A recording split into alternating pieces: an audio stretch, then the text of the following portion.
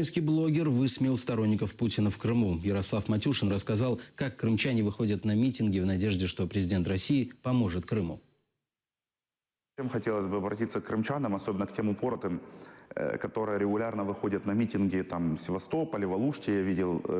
И на этих митингах обращаются к Владимиру Путину предприниматели, рассказывают, как им как они разоряются, как им не на что жить, как их тут утесняют. Вот сейчас анонсировали, будут сносить 20 тысяч гостиниц по всему Крыму.